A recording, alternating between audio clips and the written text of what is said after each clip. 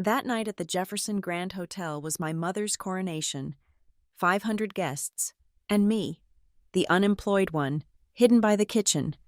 Mom thought the worst was someone asking why I lacked a real job. She didn't expect the motorcades. She didn't expect the Prime Minister to stride past the head table, ignoring everyone, heading straight for the girl my family tried to erase. My name is Maris Dalton. The Jefferson Grand Hotel's main ballroom was not designed for people. It was designed to diminish them. 80-foot ceilings vaulted into darkness, supported by marble columns that gleamed like polished bone. The chandeliers, each the size of a small car, dripped crystal light, casting a cold, expensive glow over the 500 guests. This was Washington, D.C., but not the working D.C., I knew. This was the performance. Senators murmured to lobbyists, old money matriarchs appraised new money wives, and the air hummed with the sound of influence, veiled threats, and the sharp, cloying scent of 10,000 white lilies. A string quartet sawed away at something classical in the far corner, but their music was drowned by the amplified laughter of the political elite. This was my mother's masterpiece. And I, in my simple navy blue silk dress, a dress chosen specifically because it was quiet, professional, and utterly devoid of sequins, was the single flaw in her composition. I stood near the tall, brass-plated doors leading to the main kitchens. I was close enough to feel the frantic breeze as waiters burst through, close enough to smell the industrial tang of dishwasher steam and garlic simmering in bulk. It was an appropriate place for me, I supposed, the service entrance. I was watching my mother, Vivian Dalton, navigate the crowd. She was magnificent, a general in emerald green couture, her silver hair coiled in a flawless chignon. She did not walk, she glided, her smile a fixed, brilliant weapon. She was in her element, accepting congratulations, her hand resting lightly on the arm of my sister's new father-in-law, a man whose logistics empire hinged on the very trade policies I spent my days analyzing. Then, she saw me. Her glide faltered for just a fraction of a second, a tiny, almost invisible tightening around her eyes. She excused herself from the senator she was charming and moved, not toward me, but toward the polished podium where the hotel's event manager, a man with a perpetually stressed face and a tight tuxedo, was reviewing his list. My mother did not raise her voice. She never did. Not in public. She leaned in, her emerald earring brushing his shoulder, and she whispered. Even over the quartet and the clatter of the nearby kitchen, the acoustics of the grand hall carried the two words I was meant to hear. The two words that defined my entire relationship with her. Hide the unemployed one. She did not look at me, but she tilted her head in my direction, a subtle, dismissive gesture, like pointing out a stain on the carpet. The manager's eyes flicked to me, filled with a mixture of professional panic and pity. He knew exactly who she meant. I heard the word unemployed as clearly as if she had shouted it through the ballroom microphone. It landed like a physical blow, not sharp, but heavy and dull. A familiar ache settled into my stomach. It was the narrative she had crafted for me, the one she presented to her world to explain my absence from the debutante balls, the charity galas, and the high-profile internship she had secured for my sister, Maris, the unemployed one, the one who worked with data, which, in her language, meant nothing. I watched, frozen by the kitchen door. As Vivian gave her next instruction, she pointed to the seating chart, a grand backlit display of scrolling calligraphy. Her manicured finger tapped on the screen. The manager nodded, his face pale. He picked up a small, crisp white place card from his podium, my place card, and began the long walk toward the back of the ballroom. He walked past the head table, gleaming with its own dedicated floral arrangements. He walked past the tables reserved for senators and corporate partners. He kept walking, all the way to the darkest corner of the room, to a single, sad round table pushed up against a flimsy white latticework partition. It was a temporary wall, clearly meant to hide the service carts and the fire exit, It was draped in dusty plastic hydrangeas.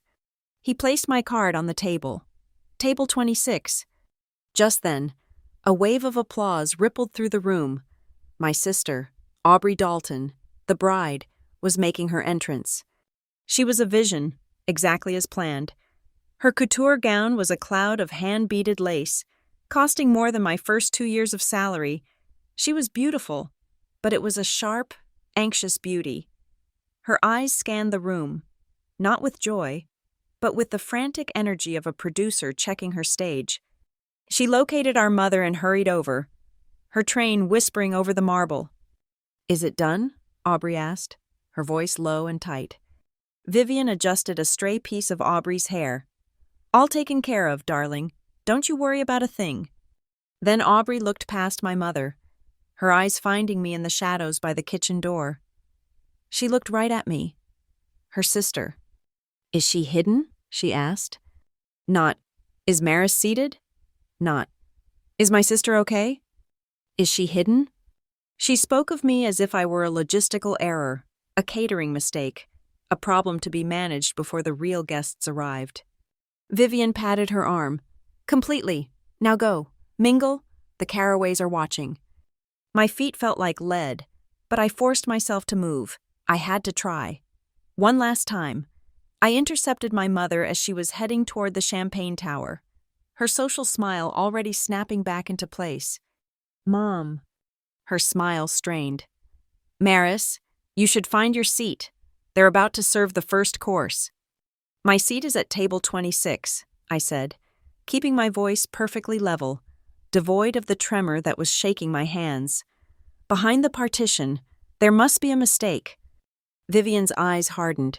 She glanced around, ensuring no one of importance was within earshot.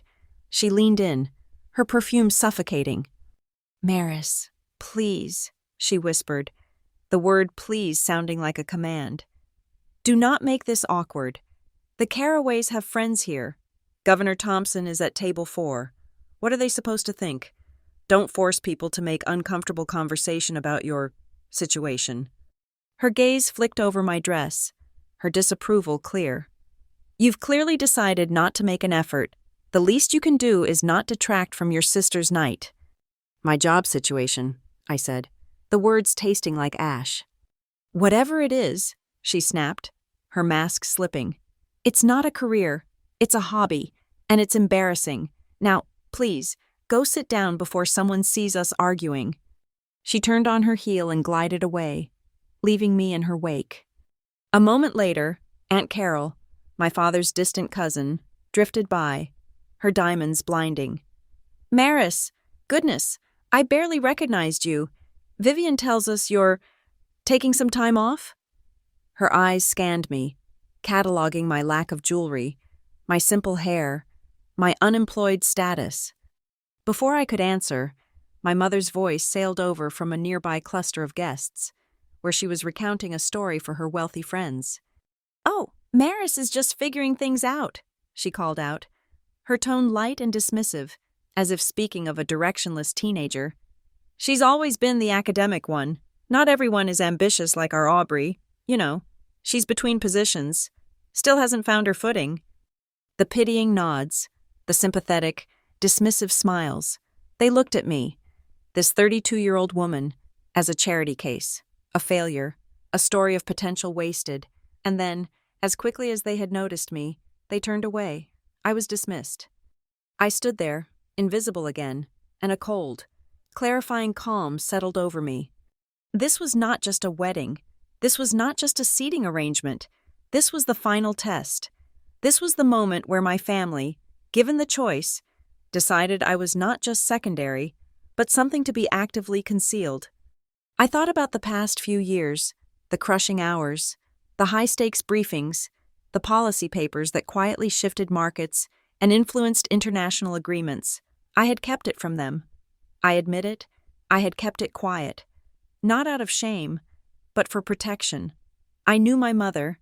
I knew that if she understood what I really did, she wouldn't be proud. She would be predatory. She would try to leverage it. She would try to brand my quiet, essential work.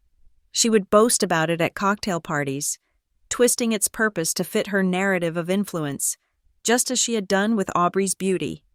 My secrecy, intended to protect my integrity, had been interpreted by them as failure, and tonight, their interpretation had become their action. They had taken my silence and used it as justification to erase me. I realized, standing there by the clattering plates, that I was not angry, not anymore. I was simply observing. I was a scientist watching an experiment reach its inevitable, toxic conclusion. They were building their own reality, and they had no idea what was about to hit it. I turned and walked the long, lonely path to the back of the ballroom. I felt the vibration of the music through the soles of my shoes.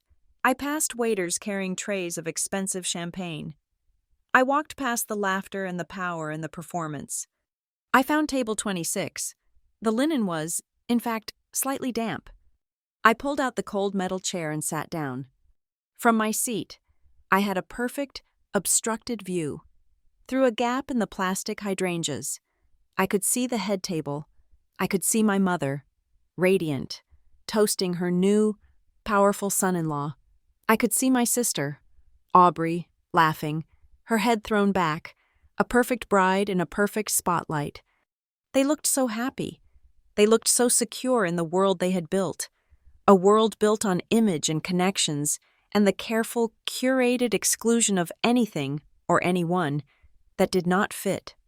They had no idea that their perfect night, their coronation, was about to be destroyed, and they had no idea that they had just hidden the one person who held the key.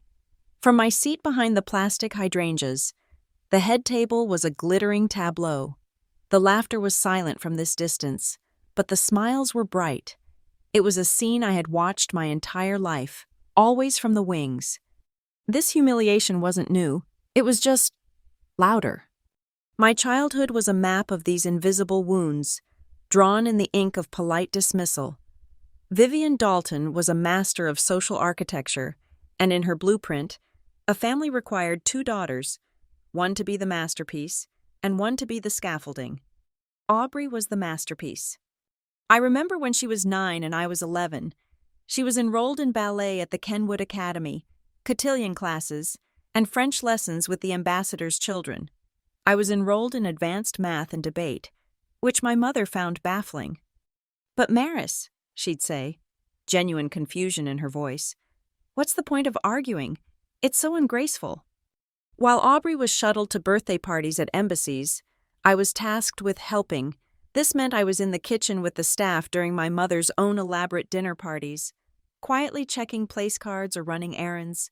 I was the responsible one, which was family code for the one who didn't belong in the drawing room. I was 14 when Aubrey was accepted into a prestigious summer arts program in Florence. My mother threw a champagne reception to announce it. That same week, I won the state debate championship. When I brought home the trophy, my mother glanced up from addressing envelopes for her fundraiser. "Oh, that's nice, dear," she said, her pen never stopping. "Just put it in your room. Don't clutter the living area." Our family dinners were the clearest demonstration of her priorities. They were never about family. They were strategy sessions. "Aubrey, darling," she'd ask, her voice bright, "did you talk to Charlotte Wells today? Her father is chairing the new finance committee. Make sure you sit with her at lunch tomorrow." "I did, Mom," Aubrey would reply, preening. "And James Carraway, yes, that Carraway, asked me to the fall formal." "Excellent," Vivian would beam, as if a treaty had been signed. Then she would turn to me, her eyes glazing over, the smile becoming a fixed, polite mask. "And you, Maris, how was school?" The one time I tried to engage, I was 16. "It was good. I got a 98 on my advanced economics midterm, and Mr. Harrison thinks I have a strong chance at the National Scholarship Foundation." "That's lovely," she interrupted, already turning back to Aubrey. "Now, Aubrey, about that formal, we must find you a new dress, something in sapphire. It will make you stand out in that sea of debutantes." I learned to stop talking about my achievements. They were the wrong currency. In my mother's world, an A+ was worthless. but a nod from a senator's wife was gold. My accomplishments were noise, static distracting from the main broadcast. Aubrey's ascent. The true breaking point, the moment I knew I was permanently off her map, was college. I earned a full academic scholarship to one of the most prestigious economics programs in the country. It was everything I had worked for. I told my mother over dinner, my hands trembling slightly, holding the acceptance letter. Vivian read the letter. She didn't smile. She placed it on the table next to her salad fork. "Well," she said finally, taking a sip of wine, "I suppose that's practical, but Maris, will that major help you meet the right man to marry? Honestly, I don't know a single eligible bachelor who wants to discuss fiscal policy at a dinner party. It's rather dry." I had no answer for that. 4 years later, I graduated summa cum laude, the top 1% of my class. I was the student speaker for the economics department. I sent the invitation home, knowing, but still hoping. The day of my graduation, my mother did not come. She and Aubrey were at a charity fashion event at the National Portrait Gallery, an event I had heard about for weeks. A prominent political family was attending, and Vivian was convinced this was Aubrey's chance to make a lasting impression on the eldest son. I stood in my cap and gown, holding my honor cords, and watched the empty seat where my mother was supposed to be. Later that night, I found the photos online. Vivian and Aubrey, smiling, posed arm in arm with a junior congressman.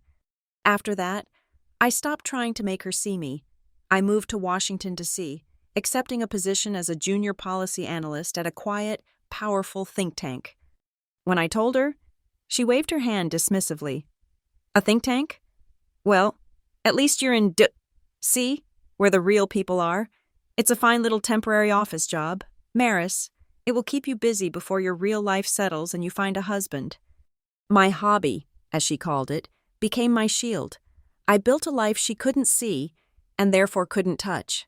I worked 16-hour days. I dove into monetary policy, trade deficits, and complex global supply chains. My analysis, my boring numbers, began to circulate. I was promoted, then promoted again. My reports, often anonymous, began to land on the desks of people who made decisions that mattered. 2 years ago, I made one last attempt. My name was mentioned in a prominent international journal, crediting me as a co-author of a significant study on North American trade instability. It wasn't front-page news, but in my world, it was a major validation. I brought the journal home for Thanksgiving. I left it on the coffee table, open to the page. My mother eventually picked it up. She scanned the page, her eyes searching. I watched her look right past my name. "Maris?" she asked, pointing to a name in the acknowledgments. "This isn't the Harrison family, is it? The one with the shipping fortune?" "No, Mom, that's Professor Harrison, my mentor." "Oh," she said, her interest evaporating. She closed the journal and placed it on a stack of old magazines. "A shame. You should try to work with more prominent people. Dear, it's all about who you know." The final seal was set last Christmas. We were at the Caraways' holiday party. It was the first time our family was truly mingling with Aubrey's future in-laws. I was standing near the fireplace, nursing a glass of sparkling water, when Vivian glided over, pulling Aubrey by the hand. With them was a young, slick-haired man I recognized as a senator's son. "James, darling," my mother said, her voice like honey, "you must meet my daughter, Aubrey." She presented Aubrey like a prized racehorse. Then, as an afterthought, she gestured vaguely in my direction. My own daughter, standing 2 feet away. The senator's son looked at me, confused. "And this is?" My mother laughed, a light, tinkling sound that made my skin crawl. "Oh, that's Maris, the other one." She leaned in, as if sharing a charming secret. "She's brilliant, of course, but hopeless at parties. She prefers numbers to people. You know the type." She turned her back on me, physically cutting me out of the circle. "The other one?" It wasn't just a slight, it was an erasure. In that moment, I realized I wasn't just a disappointment to her. I was a liability. I was the unmarketable asset in her portfolio.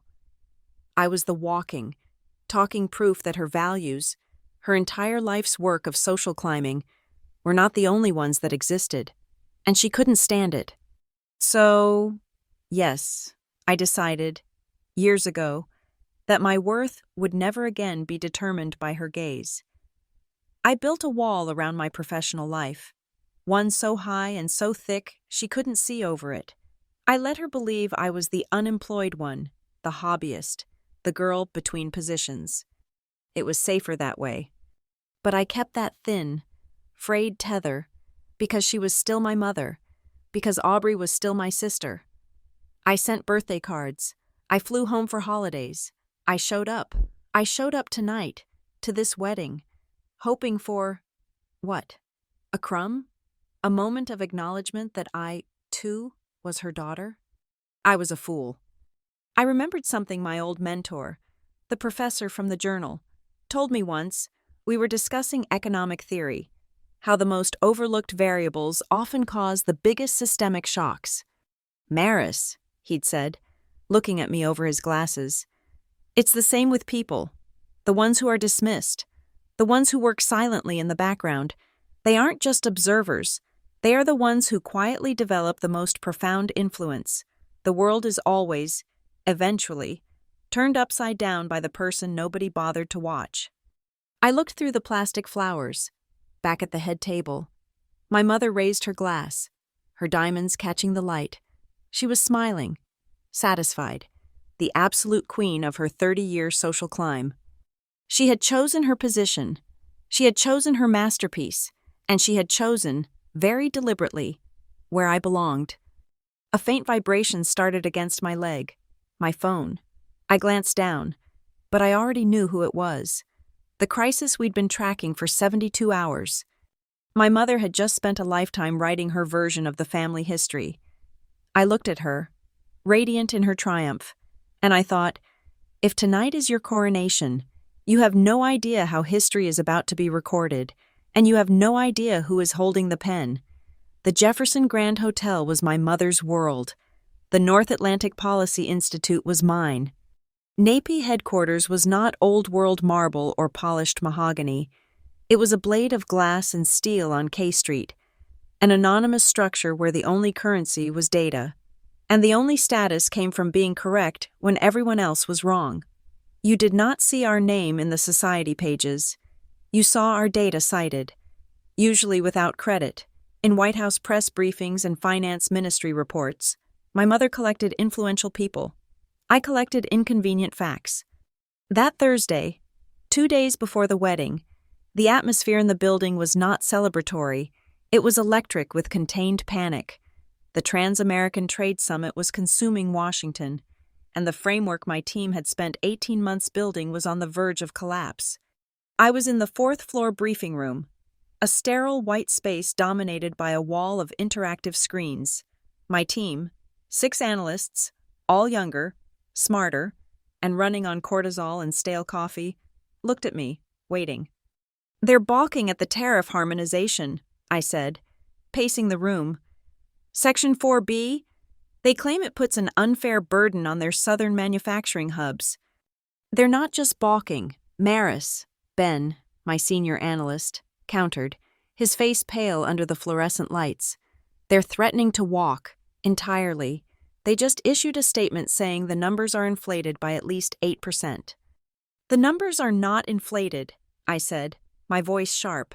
I tapped the main screen, bringing up a complex flowchart of shipping routes and mineral processing plants. They're just inconvenient.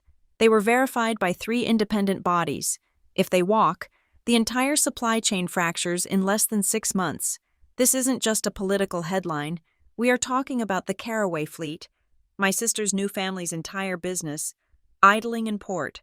We're talking empty shelves in Chicago by Christmas. A potential 20% spike in consumer goods by Q4. They know this. They're bluffing, another analyst offered. It doesn't matter if they're bluffing, I said. If the market thinks they'll walk, the instability will crash the commodities index before the summit even officially begins. The door to the briefing room hissed open. It wasn't Ben's boss. It was the building's head of security, followed by two men in dark suits with earpieces. The tension in the room doubled, becoming a solid, physical thing. Following them, looking as though he hadn't slept in a week, was Prime Minister Adrian Clark. He was the linchpin, the leader of the key northern partner nation holding the alliance together. He was also the summit's co-host and the primary political sponsor of NAPI's framework.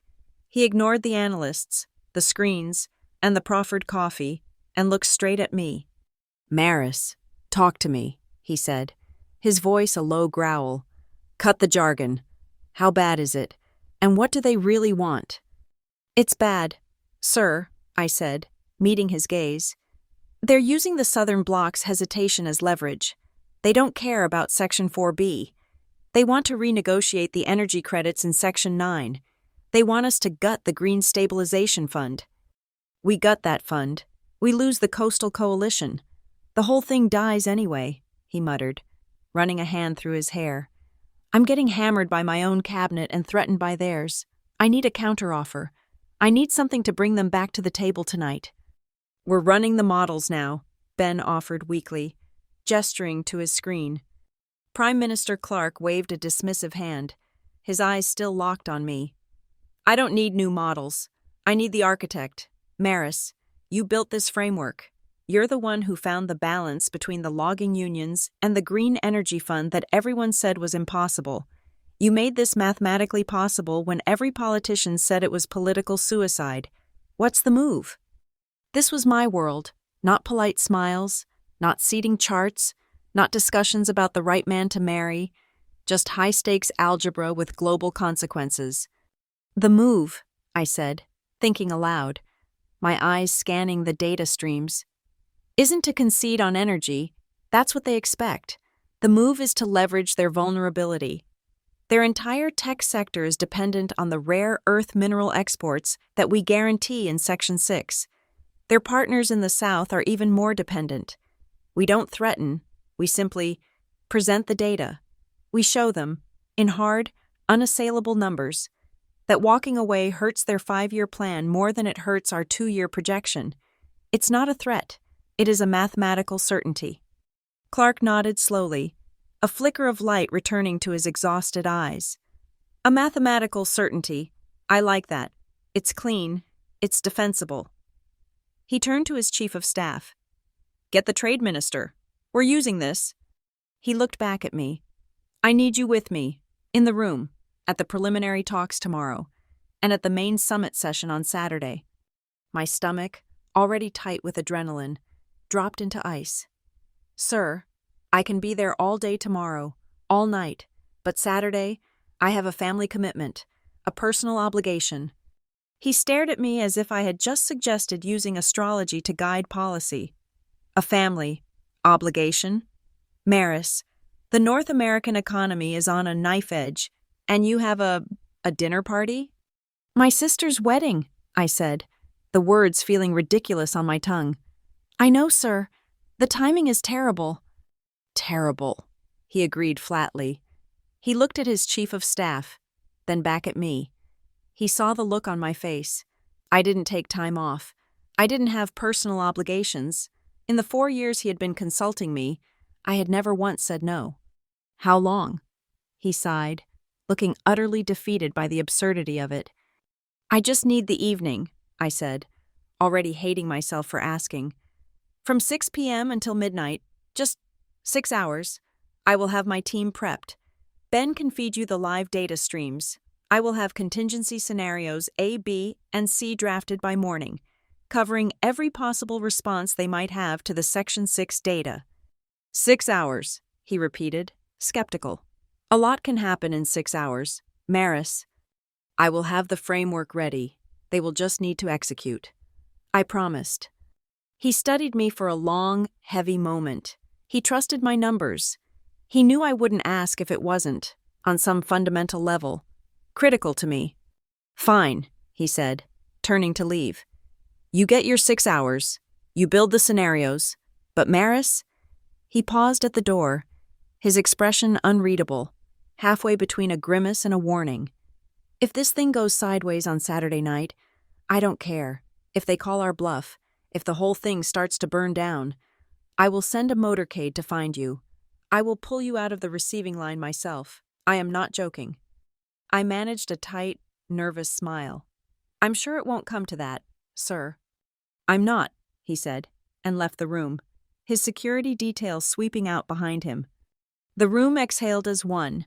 Ben slumped against the wall, wiping his glasses. Did the Prime Minister of a sovereign nation just threaten to crash your sister's wedding? He was joking, I said, though a cold knot in my stomach told me he absolutely was not. The next 36 hours were a blur of caffeine and code. I didn't sleep. I drank coffee until my vision vibrated. I drafted the 3 scenarios, built the statistical models, and wrote the talking points. I briefed my team until they could recite the data in their sleep. I briefed the Prime Minister's team. The tension only got worse. The Southern delegation, sensing weakness, pushed harder. Rumors began to fly, leaking to the financial press, that a major unnamed trade partner was considering pulling out entirely.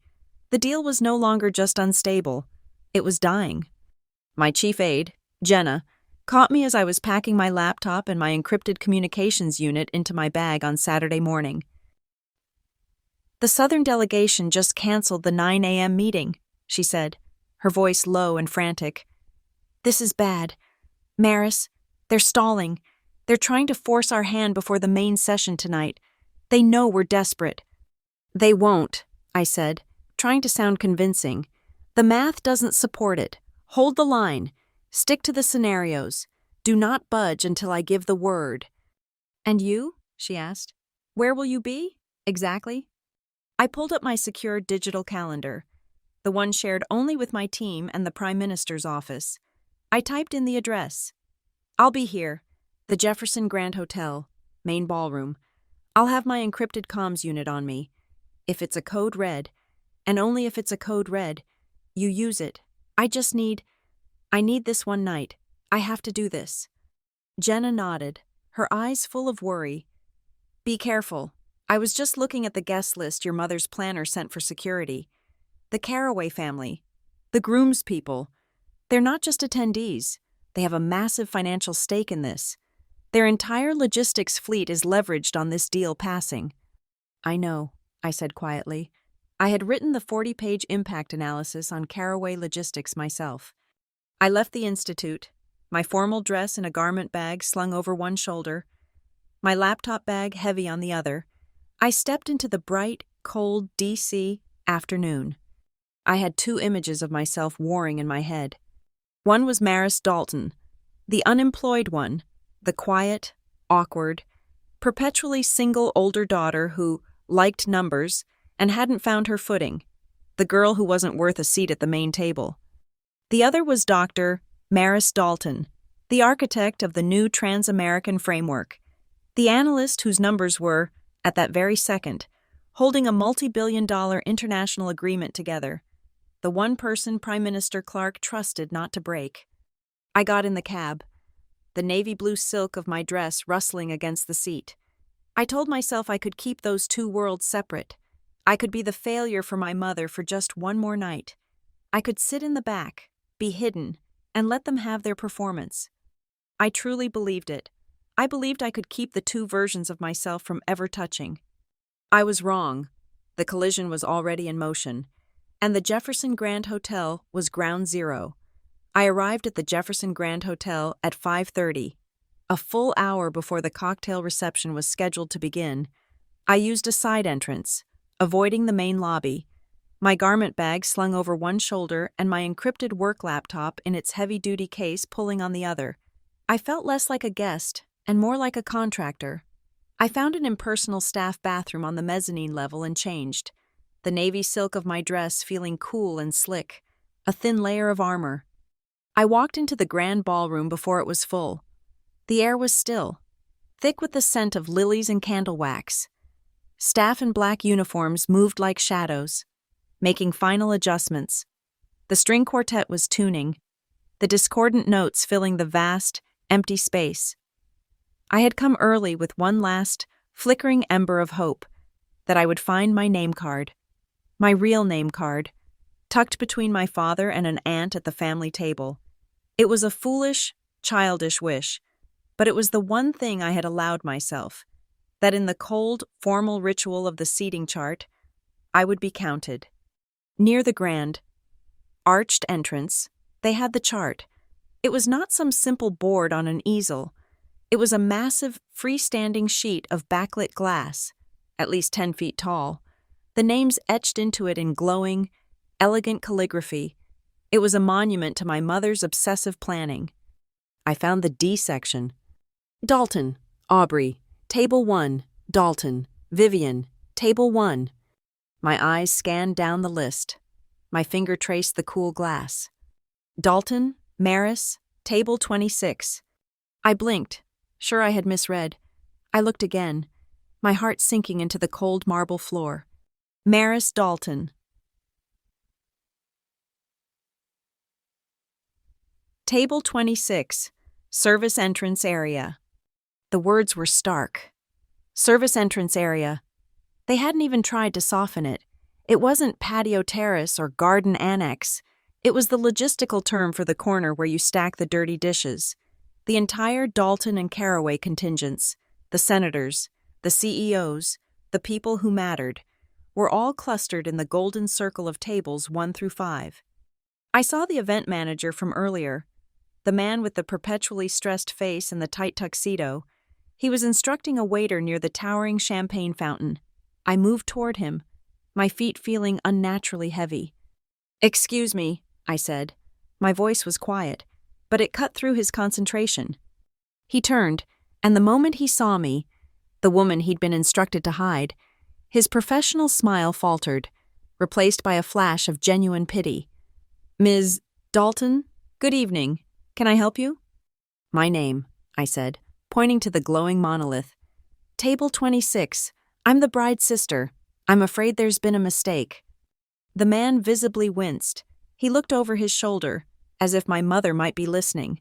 He leaned in, lowering his voice. "Ms. Dalton, ma'am, I assure you, there is no mistake. Your mother, Mrs. Dalton." She insisted. She was very specific. "She insisted I sit by the kitchen?" "She said you preferred a quieter spot," he stammered, clearly miserable. "Away from the main flow. I'm terribly sorry." A quieter spot. The euphemism was almost more insulting than the truth. Before I could respond, a cloud of expensive perfume enveloped me. Chanel No. 5. Sharp and controlling. "Maris?" My mother was beside me. Her smile was a slash of bright red lipstick, perfectly applied, utterly cold. Her eyes were like polished stones.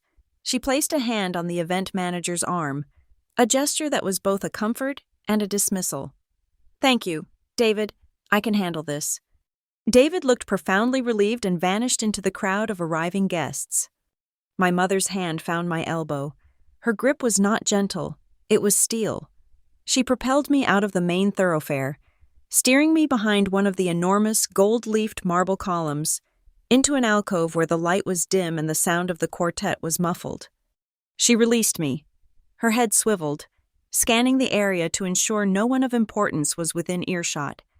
"What?" she hissed, her voice a low vibration of pure fury. "Do you think you are doing?" "I was asking about the seating chart," I said, my own voice dangerously calm. "You were making a scene. You were questioning the staff. You were embarrassing me. You seated me at a service table, Mom, behind a wall." "I seated you where you would be comfortable," she retorted, her eyes flashing. "I seated you where you would not be forced to explain yourself. Do you have any concept of how delicate this evening is? Governor Thompson is at table 4. The entire Caraway Board of Directors is at table 3. What am I supposed to say when they come to the family table, to my table, and ask my eldest daughter what she does?" "You could tell them," I said. "Tell them what?" She laughed, a short, sharp, ugly sound. "That you analyze numbers in some drab, anonymous office for a salary that wouldn't cover the catering deposit for this room?"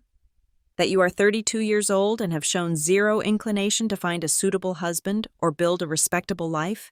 That is not a career. Maris, that is a hobby, and it is an embarrassment. She leaned closer, her diamonds glittering coldly in the dim light. Her whisper was precise, surgical. It does not matter where you sit. It only matters that you do not sit anywhere that people will ask you questions. I told David to hide the unemployed one, and I meant it. This is Aubrey's night. This is my night. This is the culmination of 30 years of careful, painstaking work, and you will not ruin it with your inadequacy. A blur of white lace appeared at the edge of the alcove. Mom, what's taking so long? People are asking for you. Aubrey, she was in full, radiant bridal armor, a makeup artist hovering at her elbow, dabbing her forehead with a powder puff. She looked from me to my mother, and her perfectly painted face tightened, not with concern, but with profound irritation. Your sister, my mother said, her voice instantly smoothing into silk for the benefit of the makeup artist, is having some concerns about the seating. Aubrey let out a sigh that was pure theater. Maris, really? Of all nights, you're going to make this about you? I just wanted to sit with the family, I said, the words sounding weak even to my own ears. You are family, she said, as if speaking to a difficult child. But this is for the wedding. This is for the Caraways. This is for our new life. You can sit with us at the brunch tomorrow. She glanced nervously at the photographer who was lurking nearby and stepped closer to me. Maris, please, she whispered, her voice frantic. Just don't mention anything complicated about your work, okay? Mom already told everyone you're just figuring things out. It's just easier for everyone if you let that be the story. Easier? I asked. You want me to lie? You want me to pretend to be a failure to make your party look better? I want you to be supportive, she snapped, her voice rising before she caught herself. This is the most important night of my life. I looked at my mother's unyielding face. I looked at my sister's desperate, selfish one. I made one last attempt at a bridge. I don't have to figure things out, I said, keeping my voice level. I can just say I work in public policy analysis. It's vague, it's respectable, it doesn't have to be complicated. My mother cut me off with a sharp, derisive laugh. Oh, darling, public policy analysis? That just sounds like educated unemployment. It screams failed academic. No, it is best to say nothing at all. It's more mysterious that way. Vivian, darling, there you are. A woman who looked like she was constructed entirely of pearls and gin was descending upon us. Mrs. Hemlock, an old money relic from my mother's charity board, and a woman who possessed the sharpest tongue in DRC. She had clearly overheard the last part of our conversation. My mother's transformation was instantaneous. Her posture softened. Her smile became radiant. Eleanor, how marvelous to see you. Mrs. Hemlock kissed the air beside my mother's cheek, but her shrewd, bird-like eyes were fixed on me. I couldn't help but hear, "Is this your other girl? The one who is figuring things out?" She tilted her head, her pearl earrings swinging. Still no job, dear? The question hung in the air, a blunt instrument. My mother let out a perfectly rehearsed, tinkling laugh. She looped her arm through mine, her fingers digging into my bicep like talons. Oh, Eleanor, you know our Maris, always buried in her books. She's just finding her way. She's taking her time to find the right path. We're not worried in the slightest. Are we, darling? She squeezed my arm, a clear, painful command to play along. I said nothing. My silence was a vacuum that she and Mrs. Hemlock rushed to fill. Well, Mrs. Hemlock said, her voice dripping with the most corrosive kind of pity. She patted my free arm, a gesture one might reserve for a stray. The right thing will come along, I'm sure, both the job and the man. She turned away from me, her dismissal absolute, and focused on my mother. Now, Vivian, you must introduce me to the Caraways. I hear their son is just brilliant. They glided away together, their voices blending into the rising swell of the party. their laughter floating back to me. I stood alone in the alcove, the imprint of my mother's fingers aching in my arm, the other girl, the one finding her way. It was not a mistake. It was not an oversight. It was a calculated, strategic decision. My mother was cementing an alliance tonight, merging her social ambition with the Caraway's logistics empire. It was a merger of assets. Aubrey was the prize. I was the bad debt, the toxic element on the balance sheet, the liability that had to be hidden from the shareholders. I was not a member of the family tonight. I was a problem to be solved. I waited for the familiar sting of tears. I waited for the hollow ache of being unseen, the shame of being inadequate. But it didn't come. Instead, a profound and icy calm settled over me. It was the same feeling I got in the moments before a high-stakes briefing, when the noise faded and the data streams aligned, revealing the single critical point of leverage. They wanted to write me as a background character, a failure to be hidden. Fine. But if I was a background character, they had to accept the consequences. They had to accept that they had no idea who I really was. They had no idea what I did. And they had absolutely no idea what was happening in my world, at this exact second. I turned and walked away from the column. I did not look at the head table, glittering under the chandeliers. I did not look at the senators or the CEOs. I walked the long, lonely path to the back of the ballroom. I walked past the laughter, the power, the performance. I walked until my shoes touched the edge of the carpet and the floor turned to utilitarian tile. I found the flimsy white latticework partition, the one draped in dusty plastic hydrangeas. I found table 26. I pulled out the single, cold metal chair. I sat down. I took the encrypted satellite phone from my evening bag and placed it on the table, next to the cheap, lightweight cutlery and the single, unlit votive candle. I looked at the small, black, anonymous device. In this room, it was just an ugly, confusing piece of plastic. In my world, it was a lifeline. It was a detonator. It was a trigger. It was a direct, secure line from my reality to this fantasy. And I knew, with the same mathematical certainty I reserved for my reports, that it was going to ring. It was only a question of when. The ballroom was humming. The first course, a delicate construction of seared scallops and microgreens, was being served. The clinking of silver on porcelain was a gentle, civilized sound. Through the gap in the plastic hydrangeas, I watched my mother, Vivian, laughing, her head tilted toward Senator Thompson. She was radiant, bathed in the golden light, the absolute center of her universe. At my table, table 26, the linen was still damp. Then, the vibration. It was not the gentle buzz of a personal cell phone. It was the harsh, angry, insistent rattle of the encrypted comms unit on the table.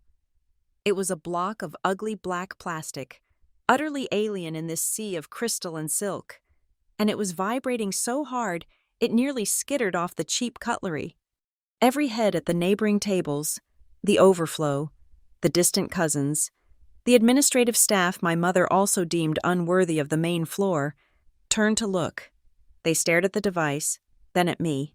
I felt the heat of their judgment. Who brings a bizarre, walkie-talkie-looking thing to a wedding? I grabbed it, my hand closing around the warm plastic, and slid out of my chair. I moved quickly, slipping past a stack of unused high chairs and through the tall brass service doors into the kitchen corridor. The world shifted instantly. The warm, perfumed air of the ballroom was gone, replaced by the bright, fluorescent glare and the smell of industrial disinfectant and simmering stock. Waiters rushed past me, their faces set in masks of concentration, trays balanced on their shoulders. I found a quiet alcove next to a towering rack of cooling bread and pressed the secure accept button. "Jenna, what is it?" My voice was a whisper. "Maris, thank God." Jenna, my chief aide, wasn't whispering. Her voice was thin, high-pitched, and vibrating with pure, unadulterated panic. "They walked, Maris. They walked out." A cold pit opened in my stomach. colder than the industrial freezer humming behind me. Who walked? The Southern Bloc? All of them. The entire delegation. They said the Section 4B harmonization is a non-starter. They're holding a press conference in— I heard her rustling papers. In less than 20 minutes, to announce the deal is dead. They're bluffing, I said, trying to force conviction into my voice. The economic models don't support an exit. It would crater their own manufacturing index. They're just posturing. It doesn't matter, she almost shrieked, and I heard a door slam in the background at her end. The press got the leak. The futures market is already reacting. It's a bloodbath. Maris, I'm looking at the pre-market data right now. Caraway Logistics. My breath caught. What about them? Their stock just dropped 12%. I leaned my head back against the cool, tiled wall. 12%. In the last 5 minutes, my sister's new family, the powerful dynasty my mother had just successfully married into, was hemorrhaging money. Their entire empire, which I knew was leveraged heavily on the assumption of this deal passing, was beginning to buckle, and my mother, 60 feet away, was laughing about floral arrangements. The irony was so thick I felt like I might choke on it. Maris, are you there?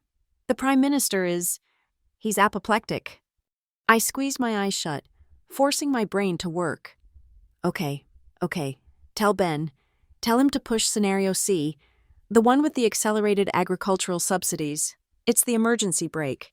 It's enough of a concession to get them back to the table.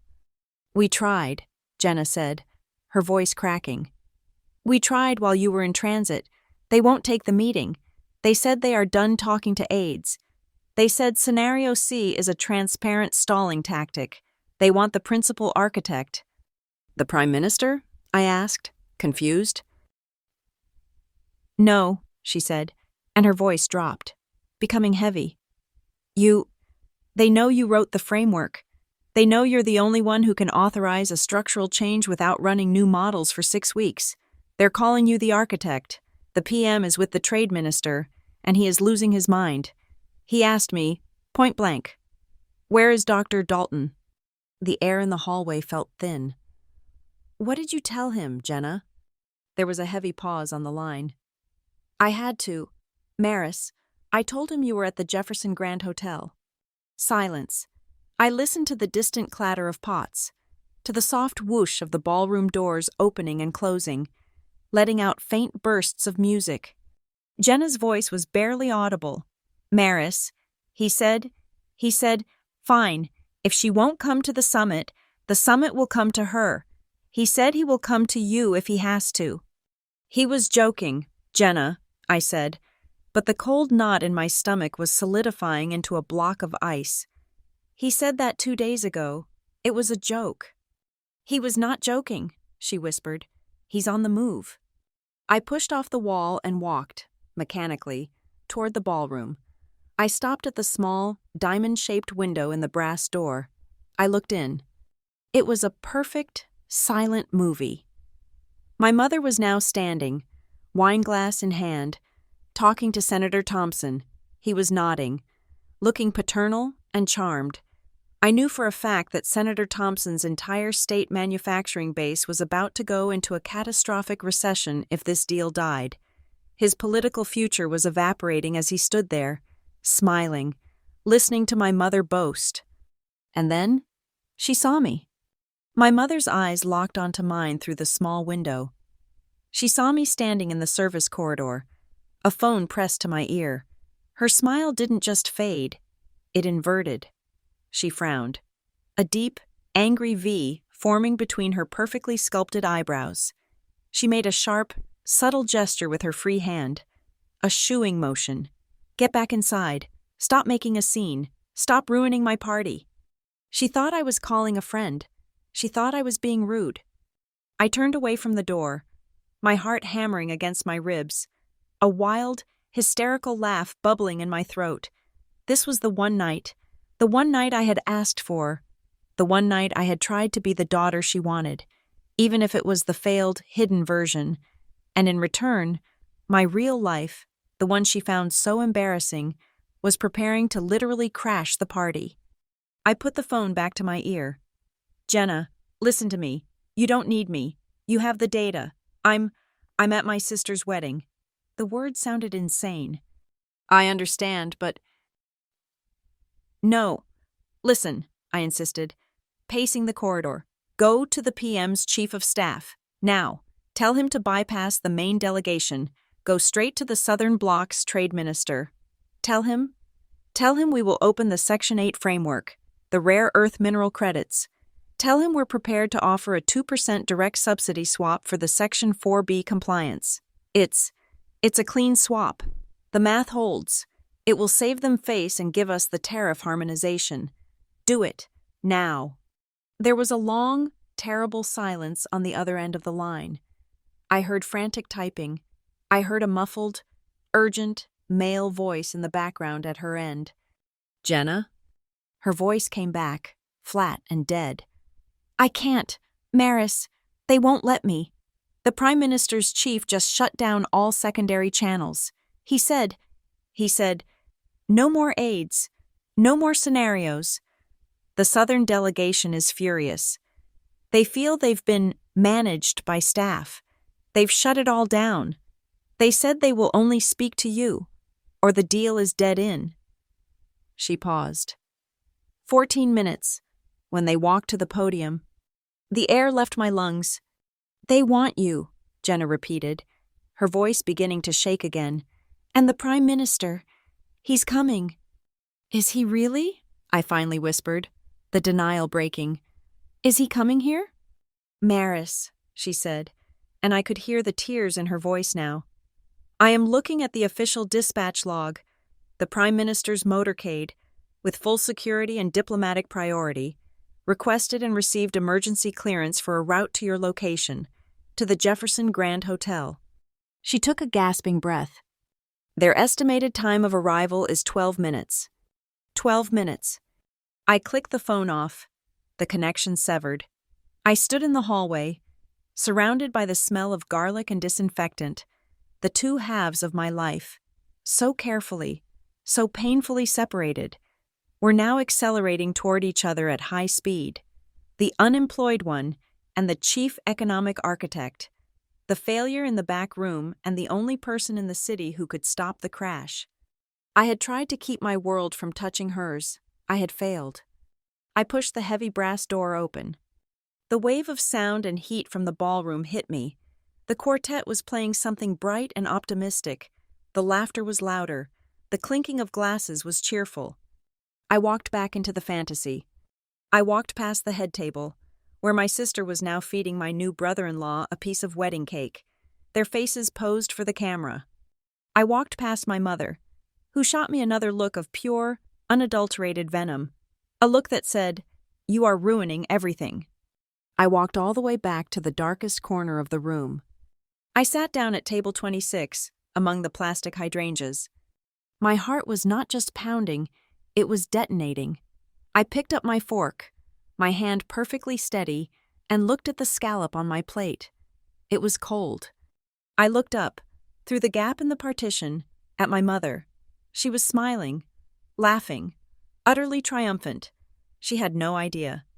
I had 12 minutes. No, waiters were already clearing the appetizer plates. I had less than 10.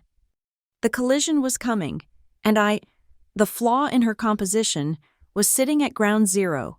The main course was being cleared. The waiters moved with silent, synchronized efficiency.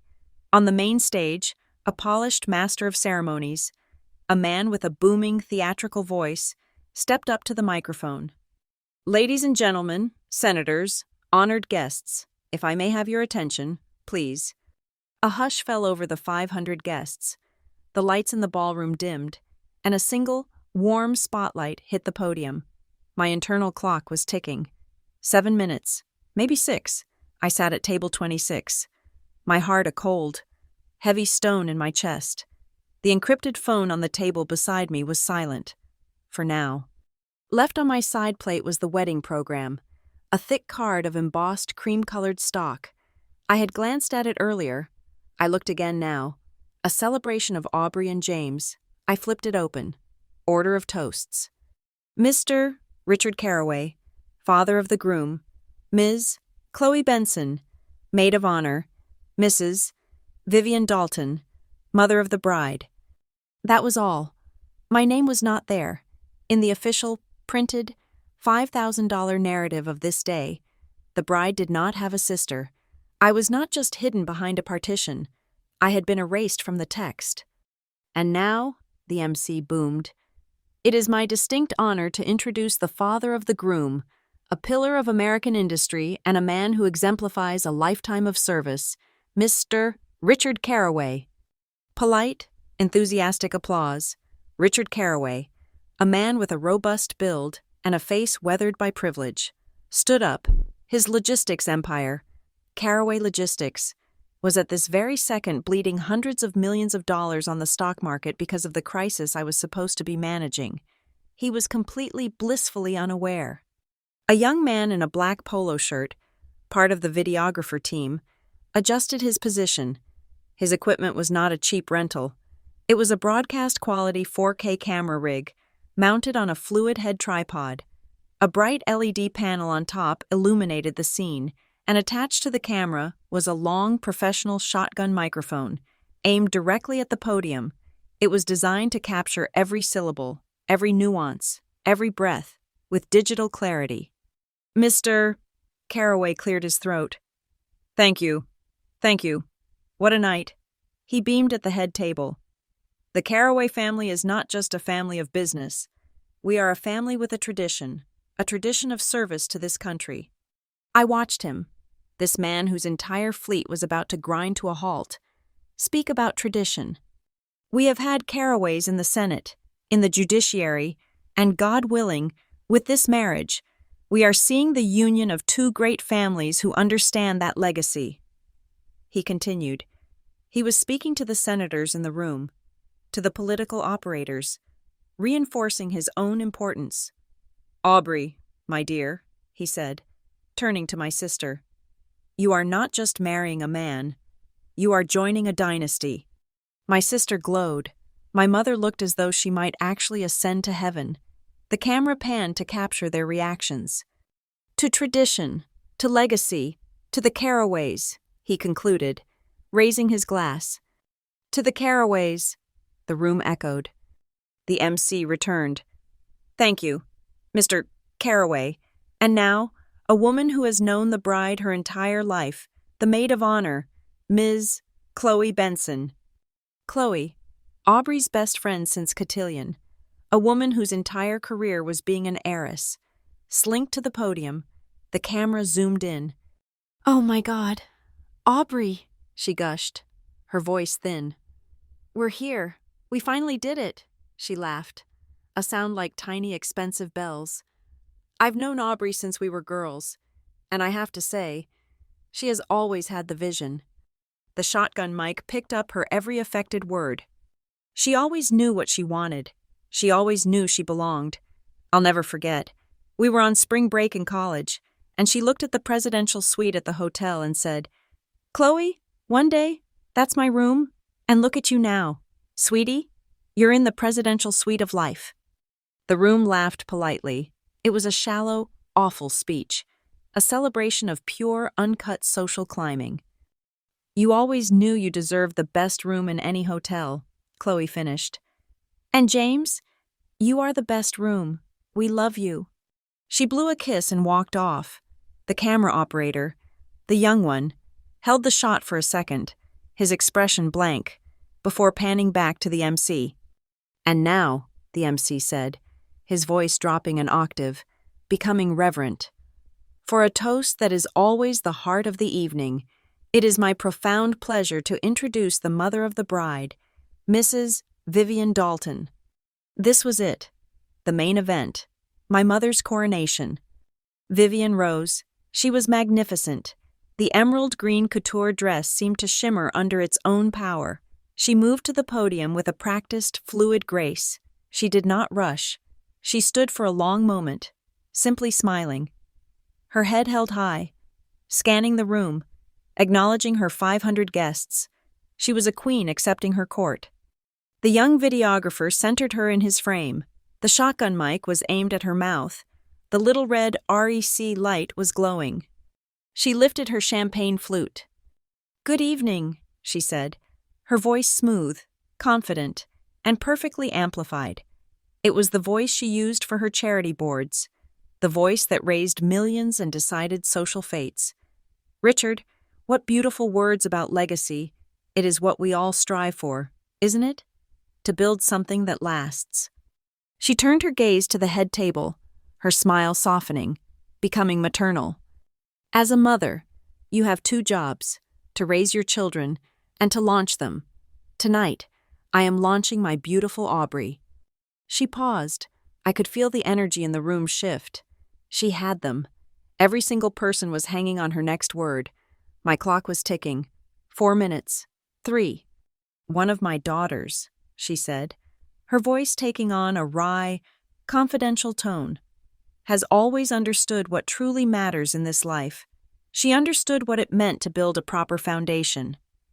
She understood that who you know and who you are is the most important currency." She smiled directly at Aubrey, who looked like she was about to cry tears of pure validation. Then, Vivian's gaze flickered, just for a second. It moved past the head table, past the senators, past the dance floor, toward the back of the room, toward the partition. "But," she continued, her voice still light, still charming, "as any mother in this room knows, not all children make us equally proud." The air in the ballroom went still. It was a shocking, intimate admission. I felt my blood turn to ice. This wasn't happening. She wouldn't. Not here. "Some children," she went on, that charming, conspiratorial smile still on her face, "choose less traditional paths, less stable paths." Her eyes were fixed on the back of the room. She wasn't looking at me. She was looking at the idea of me. And I was not the only one who knew it. Beside me, at table 25, I saw Aunt Carol's head turn. I saw her whisper something to her husband. Across the small divide, another table of distant relatives. They were all turning. They were craning their necks, their eyes searching, trying to peer past the plastic hydrangeas. They were looking for the less stable child. They were looking for the failure. The videographer, bless his professional instincts, noticed the shift. He was confused. His shot was on Vivian, but the reaction was in the back. He panned slightly, his lens sweeping over the curious faces. Vivian saw them looking. She saw the titters. She felt the gossip, and she mistook it for agreement, for shared amusement. She leaned in closer to the microphone. The camera zoomed in, capturing the knowing, smug little arch of her eyebrow. She added the punchline. "It's a mother's burden, isn't it?" she said, her voice dropping to a near whisper, a shared joke among the elite. The shotgun mic, designed for this exact thing, caught it perfectly, making it as clear as a bell. "We did our best to hide the unemployed one tonight, but what can you do?" She laughed, a light, airy, silver laugh. A few people at the front tables, the ones who didn't know, laughed with her. But in the rest of the room, there was silence. The words hit me. It was not a metaphor. It was not a feeling. It was a physical blow, a public slap, delivered in front of 500 witnesses. Hide the unemployed one. I did not cry. I did not gasp. I did not move. I simply sat at table 26, in the shadows, and I felt something new. It was not shame. It was not anger. It was evidence. The young videographer, still panning, trying to find the source of the strange tension, finally found the gap in the partition. His lens punched through the plastic flowers. He found me. Our eyes met through the camera lens. He was zoomed in close. He saw my face. He saw my utter stillness. He saw the cold, clear, devastating comprehension in my eyes. His professional mask broke. I saw the shock on his face, the realization. He had just recorded not a charming, funny toast, but an act of profound, public cruelty. He looked away from his viewfinder, his naked eye meeting mine. He looked horrified. He quickly panned back to my mother, who was now raising her glass. To the perfect couple, she announced, blissfully unaware of the bomb she had just detonated. To the perfect couple, the room murmured, the energy fractured and uncertain. The videographer kept the camera on my mother, but he was no longer watching her. He was watching me, his eyes wide with a dawning, terrible understanding. I picked up my glass of water. My hand was not shaking. The ice clinked gently. I looked at the little red recording light on his camera. It was on. It was all being saved. Every word, every angle. The buzzing in my pocket was no longer just the comms unit. It was the phone from my purse, my personal cell. It was vibrating. 2. The world was coming.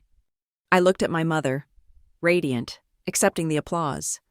A cold, clear thought formed in my mind. It was the first truly liberating thought I had had in 30 years. If the world sees this exactly as it is, maybe I never have to explain anything again.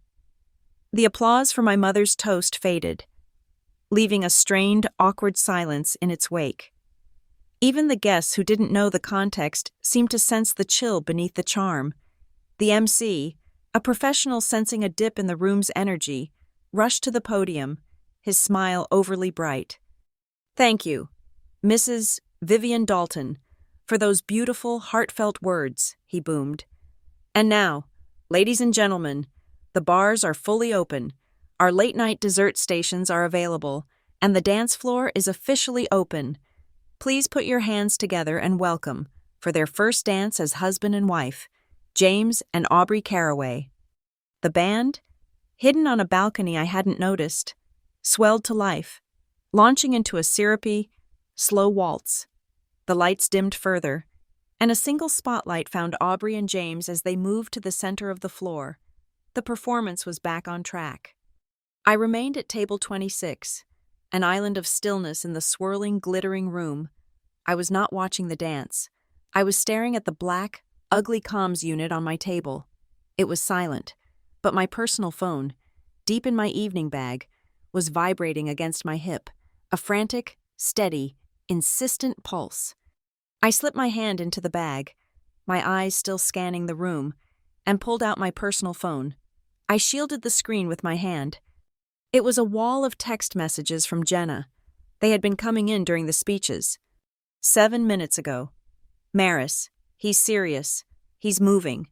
The Southern delegation confirmed their press conference. T-minus 10 minutes. The press is gathering. This is real. 4 minutes ago. "They are pulling up. I can see the diplomatic plates.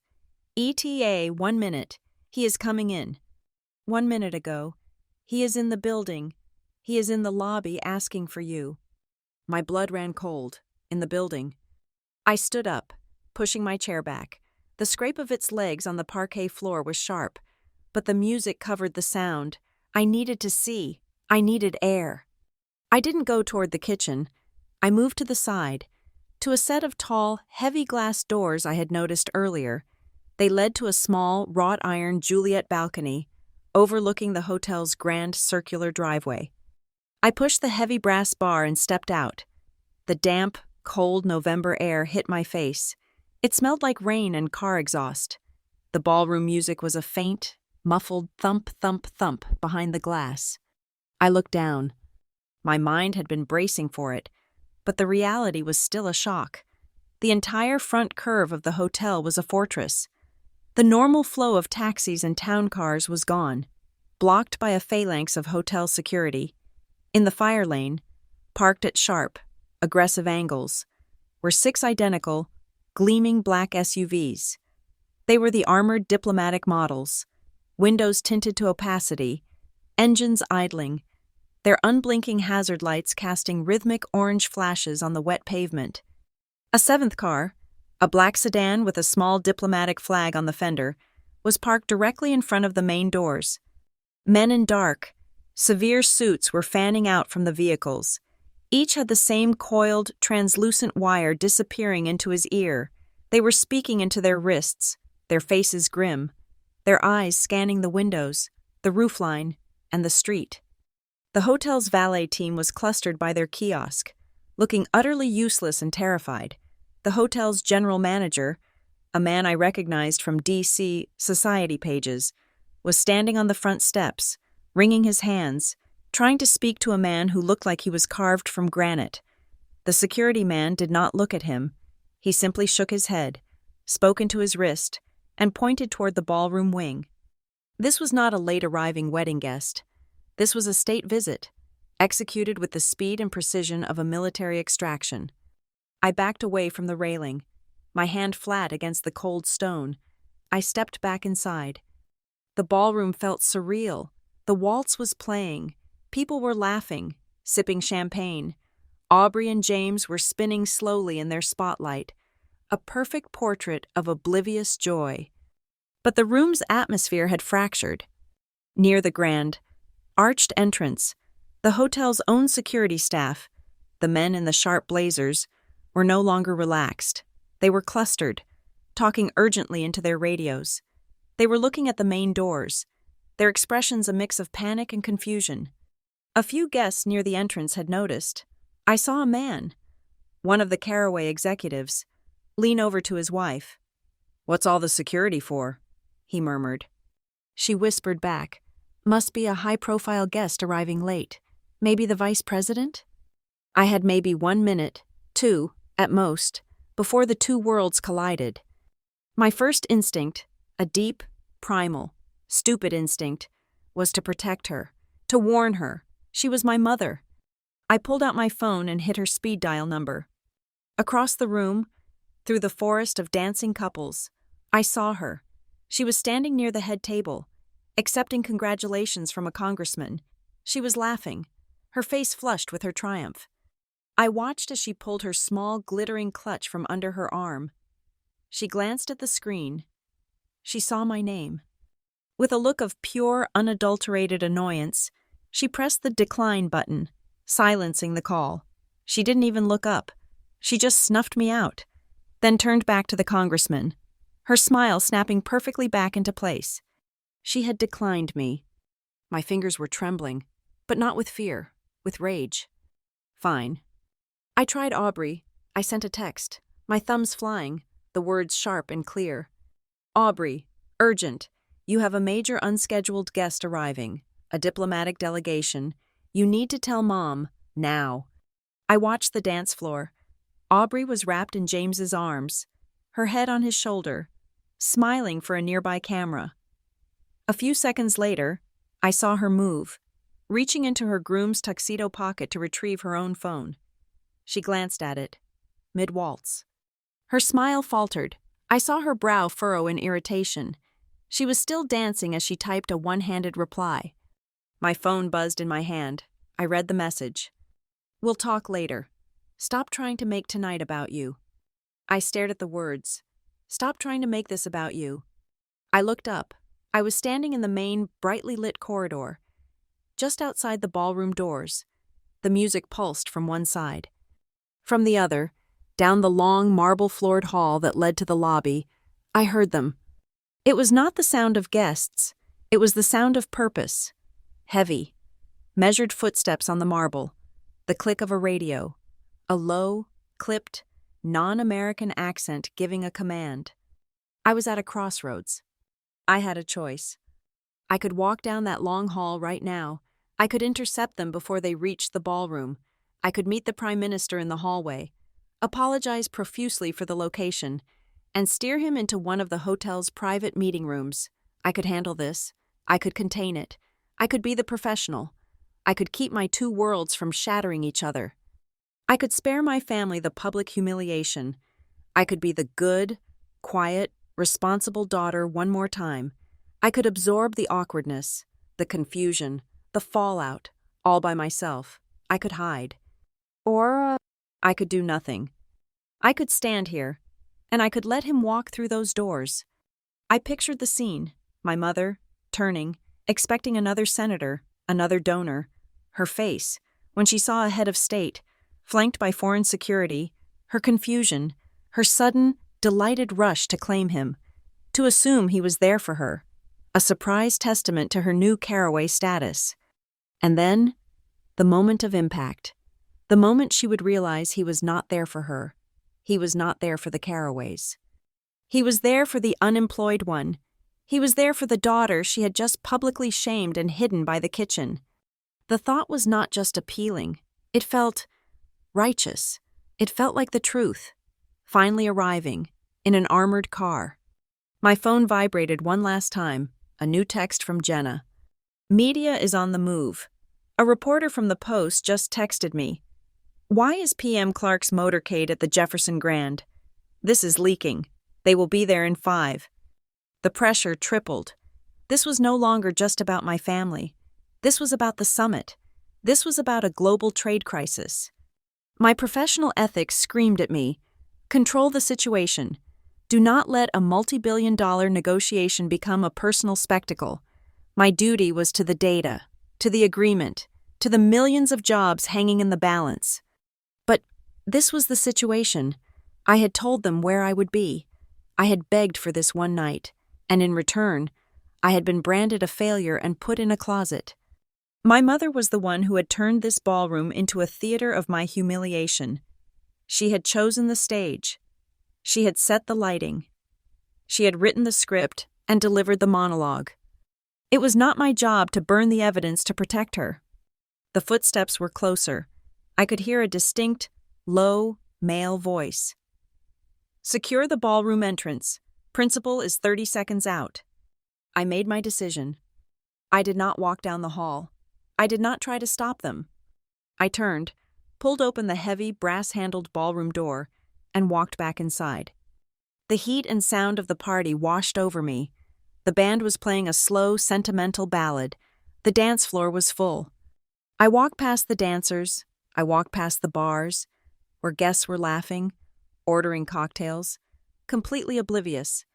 I walked all the way back to the darkest corner of the room. I returned to my seat at table 26, behind the flimsy white latticework partition and its dusty plastic hydrangeas. I sat down. I folded my hands in my lap. I centered the cold black comms unit in front of me. And I waited. The band played on, but the air in the room was changing. Through the music, I heard a new sound. A sharp burst of static from the radio on the hip of a hotel security guard standing near the service door. Alpha team is in the ballroom. Principal is moving. The guard went rigid. The young videographer, the one who had seen me during the toast, was filming the dancing, but his eyes, like mine, kept flicking to the main entrance. He sensed it, too. The charge in the air, the shift in gravity. He slowly, deliberately, panned his big 4K camera away from the bride and groom. He aimed his lens and his highly sensitive boom-mounted microphone directly at the grand, arched, double doors of the ballroom. The music was still playing, but it was just noise. The real event was about to begin. The storm was no longer coming. The door was about to open. The waltz did not so much end as it was murdered. It died in a discordant screech of strings as the grand, arched ballroom doors were thrust open, slamming back against the marble walls with a crash that echoed through the 80-foot ceiling. The music stopped. The laughter stopped. The clinking of glasses stopped. 500 conversations died simultaneously. The first men through the door were not guests. They were the men from the driveway. Dark suits, blank faces, coiled wires in their ears. They fanned out, creating a perimeter, their eyes scanning the crowd with a flat, professional assessment that was far more terrifying than any open aggression. "Secure the room," one of them said, his voice low but carrying in the sudden, abyssal silence. "Principal is entering." The MC, still on the stage, looked utterly bewildered. He fumbled with his microphone, his professional smile frozen in a rictus of confusion. "Ah, ladies and gentlemen." A slight, unscheduled. He did not get to finish. Prime Minister Adrian Clark strode into the room as if he owned the building. He was not in a tuxedo. He was in the dark. Simple, perfectly tailored suit he had worn at the Institute 2 days prior. His tie was slightly loose. His face was grim with exhaustion and pure, unadulterated willpower. He looked like a man who had not slept in 72 hours. He looked like a man who was running a country in the middle of a crisis. He was flanked by his chief of staff, who was clutching a leather portfolio, and 2 more security agents. The MC gaped. I'm sorry, sir. This is a private. The Prime Minister's head security agent simply held up a hand, a gesture of absolute authority, and the MC fell silent, his mouth open. In the golden circle of tables near the front, the reaction was instantaneous. Senator Thompson shot to his feet, his hand instinctively going to his chest. The Caraway board members, recognizing a man whose face was on the cover of The Economist every other month, stood up. Richard Caraway himself stood, his face a mask of confusion and dawning awe. A wave of scraping chairs rippled through the ballroom as, table by table, the political and business elite of Washington, D.C. rose to their feet. This was not a wedding guest. This was a head of state. I watched, from my hiding place, as my mother, Vivian, processed the scene. Her initial shock melted away, replaced by something I had seen 1,000 times: calculation, followed by radiant, possessive triumph. She grabbed the arm of the congressman sitting next to her. "My God," she whispered, loud enough for her whole table to hear. "It's Adrian Clark. He must be here for the Caraways. Richard must have known him. How marvelous." She immediately began straightening her emerald dress, patting her perfect chignon, her face alight with the sheer, blinding social victory. A prime minister, at her daughter's wedding. This was beyond her wildest dreams. She was already mentally drafting the press release. The prime minister did not look at the head table. He did not look at the bride or the groom, who were frozen on the dance floor like statues. He did not acknowledge Senator Thompson, who had half raised a hand in greeting. His eyes scanned the room, sweeping past the glittering tables, past the pillars, past the dance floor, and zeroed in on the darkest, furthest corner. He zeroed in on the flimsy white latticework partition, and he began to walk. It was a long walk. He moved with a speed and purpose that was terrifying. He was a shark moving through a stunned school of fish. The guests parted for him, their faces a mix of awe and total confusion. My mother watched him, her smile bright, expecting him to turn toward her, toward the head table. He did not. He kept walking. He passed table 1, he passed table 2. He was walking past the entire party. I saw my mother's smile begin to strain. Her head turned, following him, her brow furrowed. Where is he going? He was walking directly toward me. He walked past the main seating area, onto the bare parquet floor that separated the real guests from the service entrance. He stopped, 2 feet away from the partition, his back to the entire silent ballroom. He stopped directly in front of the plastic hydrangeas. For a moment, he just stared at the flimsy white wall. He took in the cheap lattice, the dusty flowers, the way it was shoved against the wall next to a stack of high chairs. I could see the muscles in his jaw clenching. He was not just tired, he was, on a profound level, offended. Then, his voice, quiet but resonant with absolute authority, cut through the silence. "Why?" he asked, his voice laced with icy disbelief. "Is my chief economic strategist seated behind a wall?" The line landed. The silence that followed was no longer just respectful, it was total, it was absolute, it was a vacuum. "Chief?" "Economic." "What?" I heard the whispers start, sharp and sibilant, from the tables nearest me. Who is he talking to? Did he say strategist? There's someone back there?" The videographer, who had been tracking the Prime Minister's every step, was now right behind him, his lens aimed at the partition, his shotgun mic pointed forward. He was capturing everything. I watched my mother. Her head was still turned, her body frozen. Her smile was gone, replaced by a mask of pale, blank confusion. She was processing the words. Chief, economic, strategist. The words did not compute. They did not fit her narrative. They did not belong to anyone she knew. And then, her eyes widened. the pupils dilating and dawning. Catastrophic horror. She knew. She finally understood. He was talking about Maris. He was talking about me. Prime Minister Clark did not wait for an answer.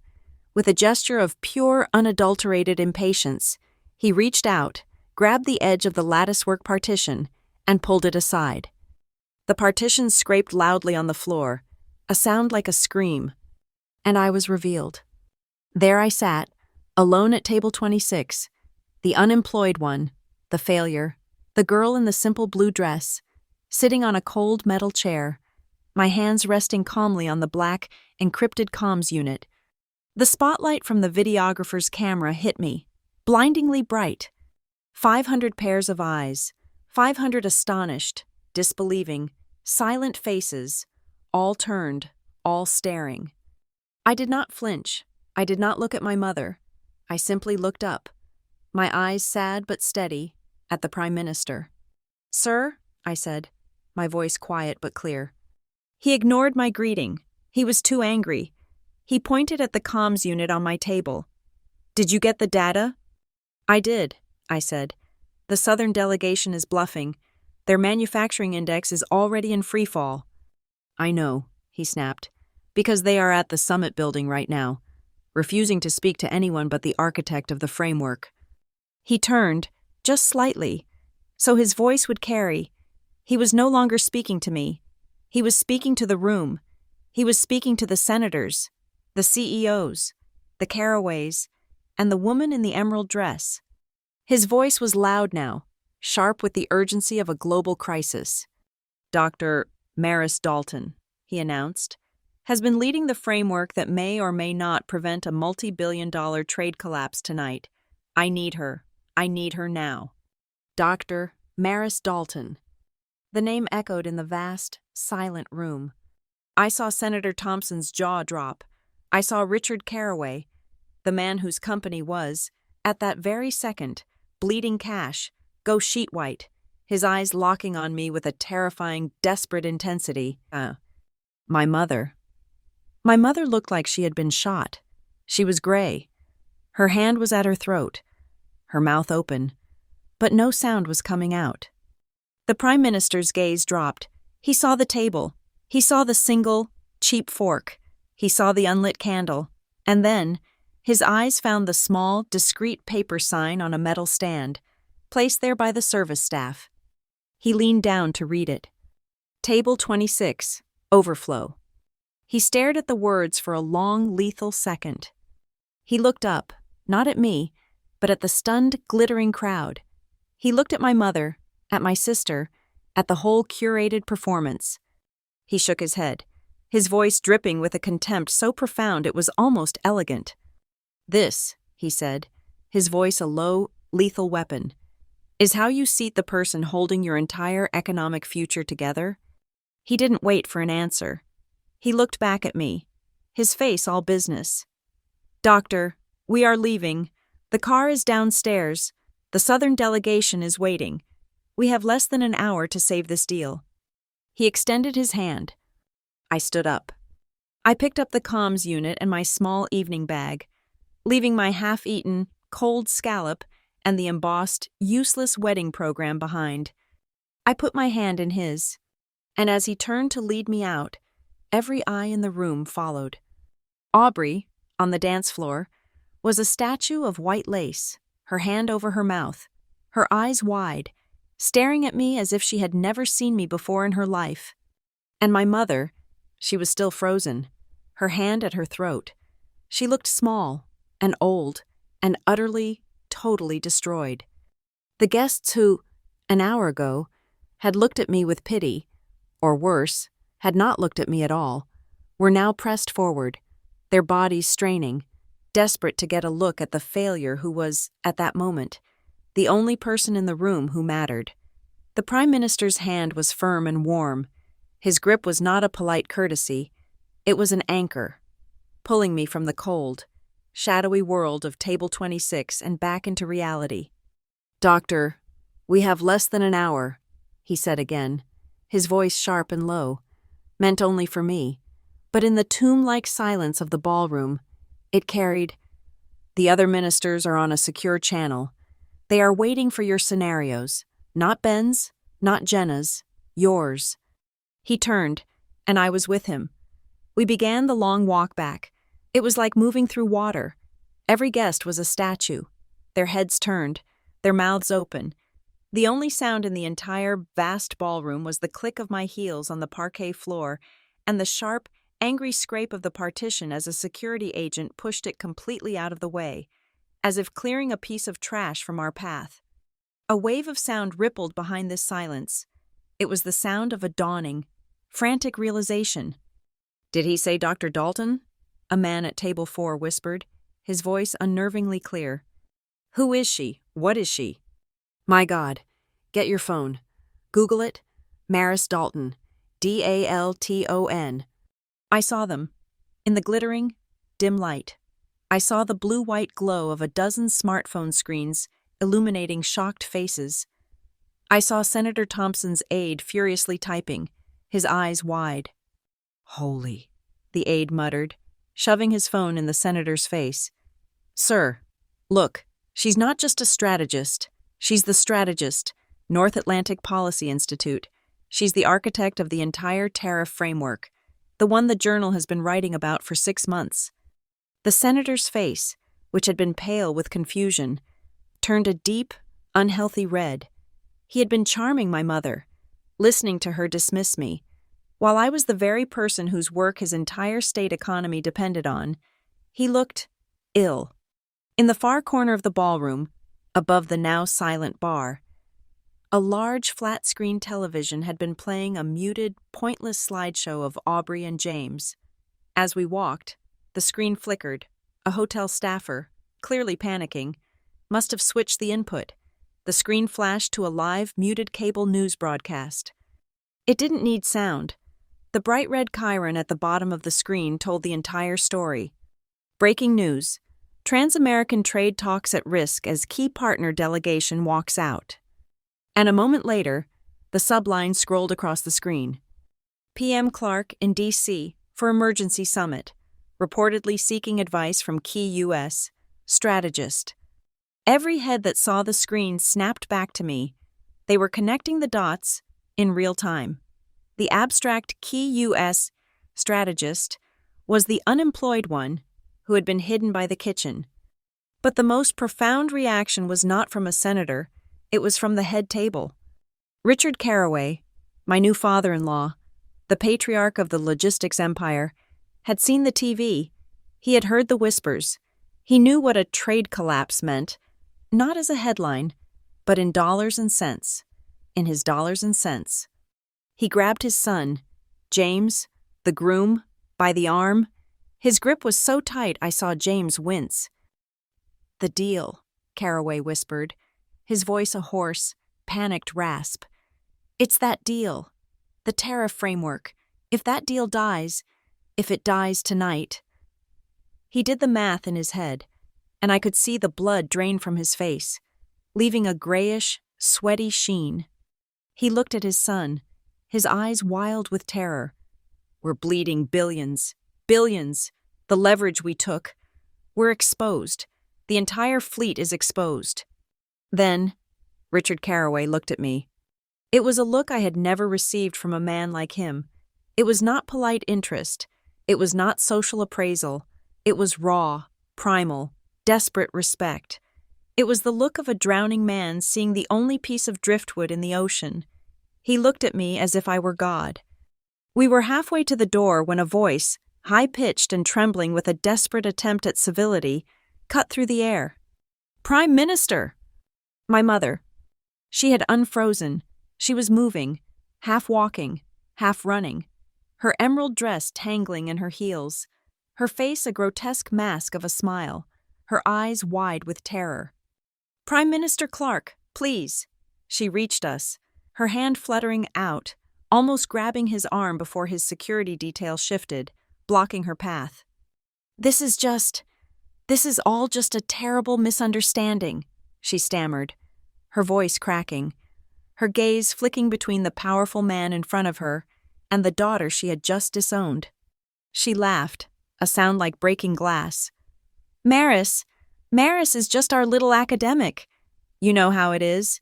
She's just between positions right now. She likes her quiet. She asked for that table. It was the lie. The final, desperate, pathetic lie. The Prime Minister stopped walking. He turned, very slowly, to face her. He was 2 feet away. He looked down at this woman, this frantic, smiling, terrified woman in her expensive dress. His face was devoid of all expression. It was the coldest, most terrifying look I have ever seen. He did not raise his voice. He did not need to. "Between positions?" he repeated, the words dropping like stones into the silence. The entire ballroom heard it. The videographer, his lens aimed directly at them, captured it.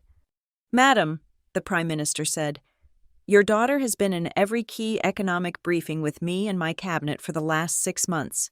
Her position is as the chief architect of the single most important piece of trade legislation on this continent in the last 2 decades. Her position is currently the only thing standing between your new son-in-law's logistics empire and total, catastrophic bankruptcy." The words were brutal, they were precise, and they were true. Richard Carraway let out a small, choked sound. My mother's smile evaporated. Her face crumpled. "No, she just works with numbers." "Yes," a guest near the front whispered suddenly. "A woman from a competing think tank. Oh my God, Maris Dalton. She designed the North Atlantic tariff patch, the Dalton solution. That's her." The name was spoken. The dam was broken. Prime Minister Clark had no more time. He saw the MC, still frozen on the stage, his microphone clutched in his hand. Clark strode to the stage, took the microphone from the MC's limp grasp, and turned to the crowd. "To the lovely couple," he said, his voice now booming through the ballroom's speakers, amplified for all to hear. "My profound apologies for interrupting your celebration." He paused, and his gaze swept the room, landing on the senators, the CEOs, the Carraways, and finally, on my mother. "But your unemployed guest," he said, the words echoing, the public shame of her own phrase turned back on her, "is, at this precise moment, the single most important economic brain in this city, and I need her to come and save all of us from a crisis." He put the microphone back on the podium. He walked back to me. He looked once more at my mother, who was now weeping, her hands over her face, her shoulders shaking. "If she returns tonight," he said, his voice a final, quiet judgment, "she will sit at the head table, or I will happily host her, and her entire team, at my own." He turned his back on her. He gestured to me. "Maris!" We walked. The security detail formed a wedge around us, pushing us toward the grand, arched doors. As we passed the dance floor, my eyes met Aubrey's. She was standing alone, her groom forgotten, her white dress a stark, ghostly white. Her face was a storm of emotions I couldn't even begin to decipher. Shock, envy, a sudden, terrible, dawning shame, a lifetime of looking past me, of seeing me as the dowdy, boring, irrelevant older sister, was crashing down on her. Her hand came up, a gesture. "Maris?" She took one step toward me, a single, impulsive, desperate step. A hand shot out and grabbed her wrist. "Vivian." My mother, her face still streaked with tears, had looked up. She had seen her prize, her other, better daughter, moving toward the shame. She grabbed Aubrey's arm, her fingers digging into the delicate white lace, and yanked her back. She held her there, a prisoner at her own wedding, and just stared at me, her eyes a mix of pure hatred and abject terror. I did not stop. I did not look back. We reached the doors. The security team pushed them open. The world outside the ballroom was chaos. The corridor was no longer empty. It was filled with people, hotel guests, leaning out of their rooms, staff, and at the end of the hall, held back by a line of hotel security, a blinding, flashing wall of light. The media had arrived. The reporters were shouting, "Prime Minister, is the deal dead?" Who is with you, sir? Is that Dr. Dalton? Is that the strategist?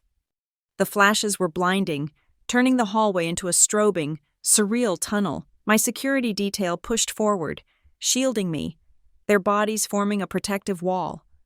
Prime Minister Clark kept his hand on my back, steadying me, propelling me forward.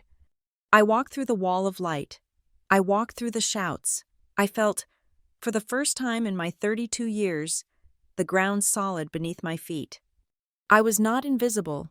I was not the other one. I was the only one. I finally understood. I had spent my entire life desperate for my family to see me, to acknowledge my value. But the truth, the one that was settling over me with the force of a revelation, was so much simpler. I never needed them to see me at all. They were about to discover, in the most public and devastating way possible, that their entire world, their status, their money, their legacy, now desperately needed them to be seen with me. The hotel's presidential suite, the one Chloe had gushed about in her speech, had been converted into a war room. The delicate, gold-legged furniture was shoved against the silk-papered walls. A massive 80-inch television screen had been wheeled in, and it was currently filled with the angry, grainy faces of the Southern delegation's trade ministers, patched in via a secure video link from the Summit building across town. Prime Minister Adrian Clark was pacing in front of the screen, his suit jacket off, his sleeves rolled up. His chief of staff was mainlining coffee from a hotel mug, and I, in my simple navy blue silk dress, was standing at the head of the antique mahogany dining table, my encrypted laptop open, my comms unit patched into the main feed. "They are not bluffing about the press conference," one of the ministers on the screen snapped.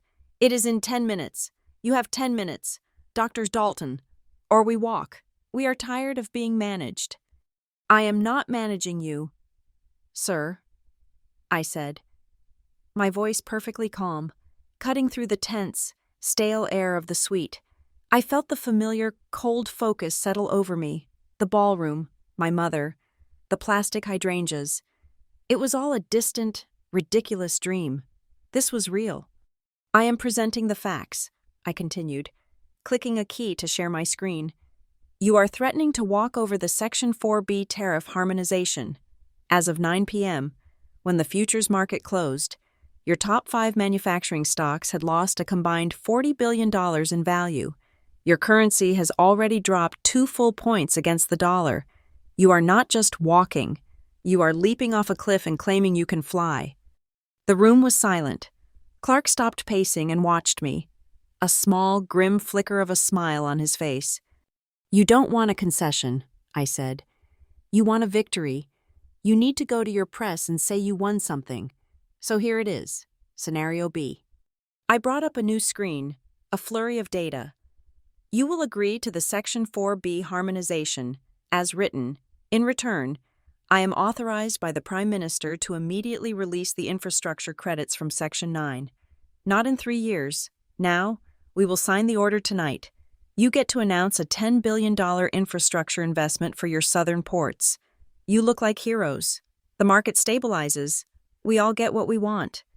I stared them down, one by one, through the camera. "That is the deal. It is the only deal. You have 9 minutes to accept it." While they hissed and muttered among themselves on mute, my aide, Jenna, who had arrived with the Prime Minister's team, quietly slid an iPad onto the table in front of me. "Maris," she whispered, her face pale. "You need to see this." I looked at her, annoyed at the interruption, then looked down at the screen. It was a video player. The clip was from a site I didn't recognize. A gossip blog? No. It was the videographer's own professional hosting page. It was titled, simply, "A Mother's Toast at the Jefferson Grand Hotel." Jenna pressed play. I watched. I saw the ballroom. I saw the young videographer's expert. Smooth pan. I saw my mother, radiant in her emerald dress, step to the podium, and then I heard it. The shotgun microphone had captured everything. Her light, charming, conspiratorial tone, the way she leaned in. "Not all children make us equally proud." less traditional paths, less stable paths. And then, the punchline, crystal clear, intimate, and amplified for the world. We did our best to hide the unemployed one tonight, but what can you do? The clip was 1 minute and 23 seconds long. It ended with a shot of her laughing, raising her glass, and then a hard cut to black. Underneath, a caption from the videographer himself. I have filmed over 500 weddings. This is the first time I have ever recorded an act of such cold public cruelty. The bride's sister, Dr. Maris Dalton, was seated behind a service partition. I stared at the black screen. I felt the blood drain from my face. Jenna was watching me, her eyes full of pity. Maris, it's everywhere. Someone at the party must have seen him upload it. It's already on Twitter. It has thousands of views. I looked at the screen, the evidence, the proof, the entire narrative of my childhood, my entire life of being the other one, condensed into 1 minute and 23 seconds of perfect digital audio. I had a choice. I could call the hotel. I could call a lawyer. I could have the clip taken down. I could bury it. I could hide. I thought of my mother's face. We did our best to hide the unemployed one. I slid the iPad back to Jenna, my hand steady. Don't take it down, I said, my voice quiet. What? Let them see it, I said, turning my attention back to the video conference. Let the whole world see exactly what she is. I looked up as the trade minister's face reappeared on the screen, his expression grim but resigned. Dr. Dalton, we accept scenario B. It took another 57 minutes to sign the digital framework, reroute the funds, and draft the joint press statement that would save the North American economy. When it was done, the video call ended. The room was silent, filled with the smell of stale coffee and the adrenaline crash. Prime Minister Clark slowly rolled down his sleeves. He walked over to me, took both my hands in his, and looked me directly in the eye. Dr. Dalton, he said, his voice rough with exhaustion and gratitude. Tonight, you did not just save a trade deal. You saved millions of jobs. You saved livelihoods. You saved, and I say this with no exaggeration, my entire political term. He smiled, a real, warm smile. Do not ever let anyone, ever, tell you that you are less than the most essential person in the room. I just nodded, my throat tight. Thank you, sir. Now, he said, putting his suit jacket back on. I believe we both need about 20 hours of sleep. My team will escort you home. As I stepped out of the suite and back into the main hotel corridor, my personal phone, which I had silenced and left in my bag, began to buzz. It was not a single call. It was a deluge. I pulled it out. 12 missed calls from my mother, 8 from Aubrey, 6 from Richard Carraway, an avalanche of text messages. Aunt Carol, Maris, dearest, I had no idea. We must have lunch. I am so proud. Richard Carraway, Dr. Dalton, I must apologize for the oversight at the reception. We must speak at your earliest convenience. My company is deeply indebted to your work. Richard Carraway, Dr. Dalton, please, it is a matter of extreme urgency. I ignored them all. I kept walking toward the elevator bank, my security detail flanking me. On the large television screen opposite the elevators, the news was no longer muted. A female anchor was speaking, her face grim. An absolutely astonishing story developing tonight. We have 2 pieces of video. The first, which has gone viral in the last hour, shows Vivian Dalton, a prominent D.C. socialite, giving a wedding toast for her daughter. Take a look. They played it, the whole clip. My mother's voice, her laugh, her casual cruelty, echoed through the empty marble-floored lobby. Hide the unemployed one tonight.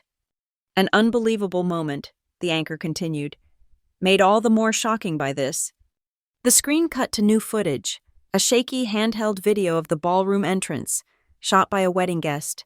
It showed Prime Minister Clark, striding into the room. It showed him walking to the back, pulling aside the partition, and confronting my mother. The audio was terrible, but you could hear his voice, amplified. Your unemployed guest is the single most important economic brain in this city. The screen cut back to the anchor. The guest in question, Dr. Maris Dalton, the bride's sister, is reportedly the Dalton of the Dalton Solution Trade Framework. We have just received confirmation that the trade summit, which was on the brink of collapse, has been saved. The Prime Minister's office has credited Dr. Dalton personally. The headline appeared, stark and brutal. Mother hides unemployed daughter, who turns out to be PM's top strategist. My phone rang again. It was my mother. This time, I answered. Maris? Maris? Oh, thank God! It was not her voice. It was a hysterical, sobbing shriek. I heard her gulping for air. She was in the bridal suite. I could hear Aubrey crying in the background. Maris, you have to stop this, she wailed. You have to make them take it down. The video. Everyone has seen it. Richard Carraway called me. He. She broke down into a fit of sobs. He said I am a disgrace. He said I embarrassed his family. Maris, please, you have to tell them it was a joke, a misunderstanding. I stood by the elevator, my reflection staring back at me from a gold-framed mirror. I was just a woman in a blue dress.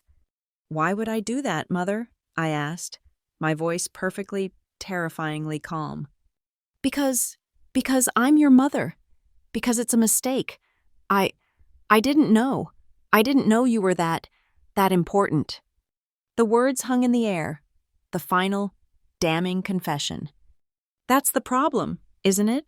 I said, my voice as cold and clear as the marble floor. It's not that you humiliated me. It's not that you've spent 32 years treating me like a failure. It's that you got caught. You are not apologizing because you hurt me. You are apologizing because I am important to him. No, that's not, she sputtered. But we both knew it was the truth. It's over, Mother, I said. You wanted to hide me. Congratulations. You are now the most famous mother in America. You just hid the wrong daughter. I hung up. My phone rang again, instantly. Aubrey? I answered. Maris. Oh God. Maris. Her voice was thick, choked with shame. I saw the video, the toast, and what I said to you. Don't make this about you. God, I'm so ashamed. I let her do that to you. I let her manage my relationship with my own sister my entire life. I'm so sorry. Please, how do we fix this? We. I closed my eyes. There is no we, Aubrey, I said, the sadness in my own voice surprising me. You can fix your own life. If you are sincere, you can decide, for yourself, what kind of person you want to be. But you do not get to use me. You do not get to use my life as a prop to save your new family's reputation. You don't get to hide behind me. Maris, please, I'm your sister. You were, I said, but tonight, you let our mother hide me, so you can stand with her. I ended the call. The elevator doors opened. I stepped inside. The next morning, the hotel was a fortress, but this time, the security was for me. The press was a mob, a sea of cameras and microphones filling the entire street, held back by police barricades. I walked out the front doors, not in an evening gown, but in my simple professional Navy suit. I was flanked by the Prime Minister's security. Prime Minister Clark was waiting by his sedan. As I approached, the cameras exploded, a wall of flashing white light. He saw me, and he smiled. He did not get in the car. He stopped, turned to the press, and gestured for me to stand beside him. I moved to his side, squinting in the light. For those of you who are asking, he said, his voice booming, this is Dr. Maris Dalton. She is not just my advisor, she is the architect of the Trans-American Agreement. Last night, when this deal was dead, she, and she alone, found the solution. She saved an agreement that will protect over 10 million jobs across this continent. He turned and looked at me, in front of all of them. and I am proud to announce that Dr. Dalton has formally accepted my offer to join my administration as our permanent Chief International Trade Counsel. I looked at him, surprised, but I nodded. I had not formally accepted, but I was accepting now. "Thank you, sir," I said. "I'm honored." We turned to get in the car, and as I turned, I saw them. Across the street, behind the last line of barricades, standing by a pretzel stand, unseen, unrecognized. My mother and my sister. Vivian was wearing oversized sunglasses, her face pale and puffy. Aubrey was in a sweatshirt, her hair a mess, her couture wedding dress from last night a distant memory. They were just two anonymous, tired-looking women in a crowd. The press didn't see them. The cameras were all pointed at me. For the first time in their lives, they were the ones hidden from the frame. I looked at them. Two strangers. I did not wave. I did not smile. I did not scowl. I simply held their gaze for a single, long second. Then I turned my back on them. I got into the car. The heavy armored door shut with a solid, satisfying thud. As the motorcade pulled away, I did not look back. I looked forward, through the windshield, at the city street, at the beginning of my new life. I was leaving the Jefferson Grand Hotel, and I was joining a world that I had built myself. A world where value was not measured by your seat at a party, but by the impact you had, by the work you did, by the solutions you built. My mother's coronation, the night she had planned for 30 years, would be remembered. It would be remembered forever, but not as her triumph. It would be remembered as the single, public, humiliating moment that she proved to the entire world that she had absolutely no idea who she had raised. Thank you so much for listening to my story. I'd love to know where in the world you are listening from. So please drop a comment below and share your thoughts. Don't forget to subscribe to Lila Revenge Stories and like this video. And if you really enjoyed it, please hit that hype button to help this story reach more people.